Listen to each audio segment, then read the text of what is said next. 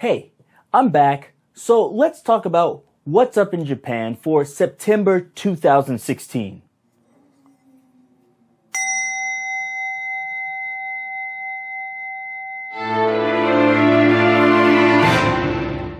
One thing that's new in September is this, the new Kit Kats. So I saw this the other day, it's new Molson Kit Kats, and if you remember, I think a few months ago I might have mentioned this in a What's Up in Japan. But they didn't have these anywhere in the stores, it was just at the chocolatory. But now, for all you plebeians out there, you too can try this Molson Kit Kat. Let's open it and see what's inside. Basically just a normal Kit Kat with nuts and looks like some kind of berries on it, but let's taste it.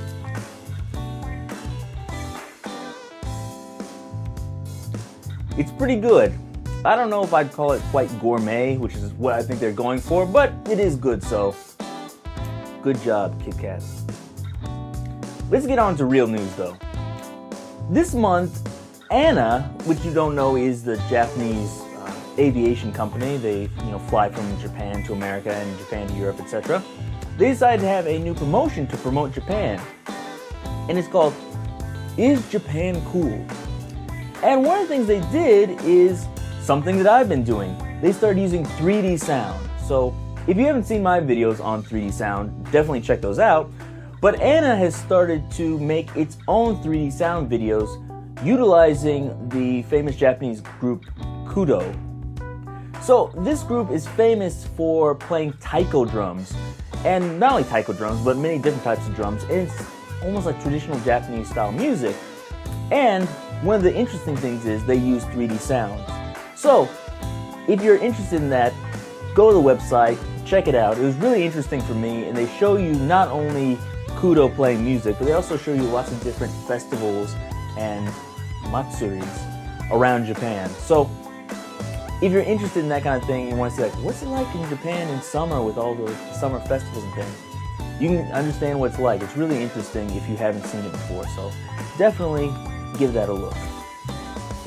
In other news, there's an interesting story this month about power harassment. I know some of you may not be familiar with the term power harassment. I know I wasn't. Power harassment is basically when someone above you, like a boss, is harassing you. It's similar to sexual harassment, but it's not sexual. They're just basically yelling at you. And so this has become a big problem in Japan. Oftentimes in Japan, there's this feeling of hierarchy. It's almost ingrained in society in many different areas where it's not in other countries. And sometimes, when people have power, it corrupts and people start behaving badly. But people usually don't get into the they're the bully, I should say. Why did I make up the word bullier? Anyway, they don't get in the mind of the bully. They mostly, worry about the victims. But in this interview, they decided to see what's going on in the mind of the bully, or in this case, the boss. And they went over his story and they interviewed him, and he said, one day I went to my job and I got to the office and they told me to, go and talk with my superiors. And I got into my boss's office and there's a bunch of people around me and they had a paper and they asked me, read this paper and then respond and sign your name. And he said, I read it, and there's a bunch of things like, someone said that you yelled at everyone in the office and then you kicked a locker. And this bully said, that's not what happened, it's completely wrong.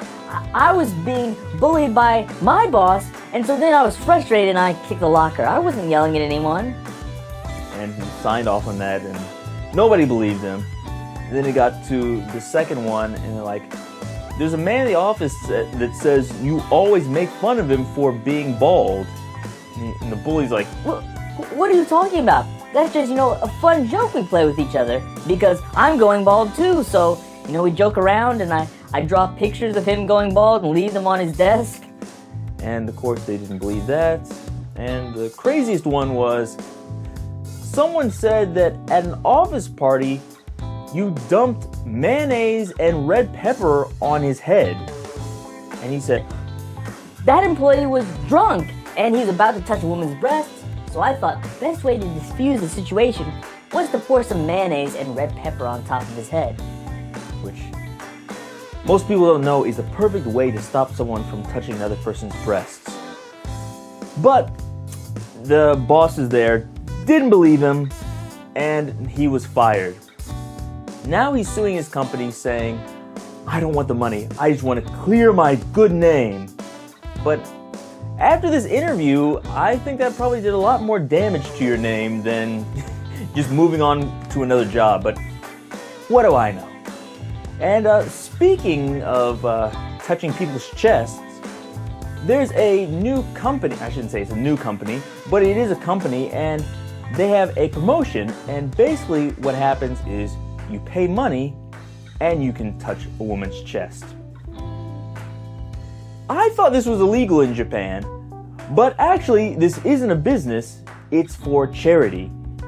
So I think this is maybe an adult video company, and they thought, we want to raise money for AIDS research.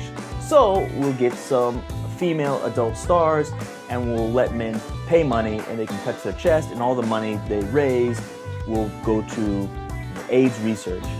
Which lots of people thought that was a good idea, but there are lots of people that thought that's terrible.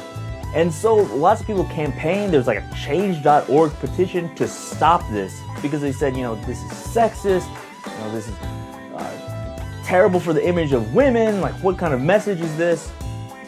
And so the people of this company, they listened and they said, you know what, you're right. We're gonna change. We're gonna make it so it's not sexist.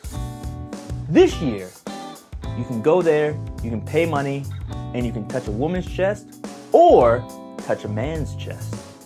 So they have two options for you. I don't know, who it is. You can check below. I'll leave the link to the article. But now I don't know if this is going to stop the charges of sexism or not, but at least they tried to do something. So there are men, and if you're somebody out there that wants to touch men's chests, you can, and you can say it went to charity. So I guess that's good. Actually, now that I think about this, can you write this off on your taxes? I don't know. And the last story this month is one I read about a teacher in Japan, and she's basically on Twitter complaining. And to be honest, I don't like people complaining that much on Twitter, but in this case, I think she has a valid point. What she was complaining about is how much teachers have to work. If you don't know, lots of elementary school, middle school, and especially high school and middle school teachers have to work for long periods of time. I remember when I was in middle school and high school, they had like Scantron machines, so you just put the test through the Scantron machine, and it was done. It saved teachers lots of time. In Japan, they don't do that. Teachers have to mark every single paper. And because of a few incidents, teachers aren't even allowed to mark them at home. So now teachers have to stay at school for long periods of time. Now this teacher is complaining that parents will call the school at like 10 p.m. and say like, hey, is this teacher there? I want to talk to them. And if the school says, like, no, the teacher's gone home, the parents will get angry and complain. And the thing that was shocking to me is, why is the school even open and people are answering phones at 10 p.m.? There's no reason for anyone to call an elementary school, middle school, or high school at 10 p.m. unless it's some special event. So I didn't understand that in the first place. And two, teachers shouldn't be working till 10 p.m. So there's a lot of these teachers who are working like 16-hour days, which is ridiculous, which doesn't give them a time for a personal life. On top of that, not only do they have schoolwork, they have things called like club activities, which I'm sure everyone understands, like baseball club or baseball team and basketball teams, etc. But the teachers have to do these things for no pay. It's basically for free.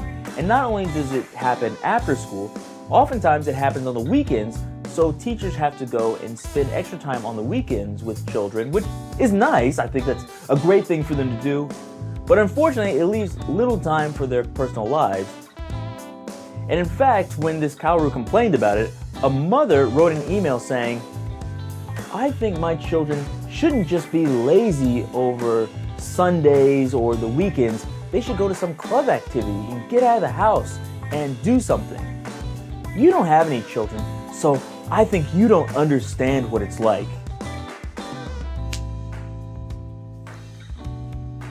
This mother's kind of crazy, I think. Also, it said the mother works part-time. And I was thinking, like, someone who works full-time, why can't they get a day off? But why do the parents who don't want to take care of their kids get a day off on Sunday? And it's not like in Japan they don't have any other things they can do. I mean, there's music classes, cultural events, anything you can take your kids to. So it's not like, oh, you know, there's nothing to do but go to school and do some clubs. They can do something else. So I don't understand the parents' complaint. They're being ridiculous, but what can you do? I'm siding with Kaoru here, and I hope she gets her days off and hope she gets to relax, but it doesn't look like she will. That's it for this month. Please vote for whichever story was your favorite. Leave me some comments below. Give me a thumbs up. Share this, all that other good stuff. And until next time, see you.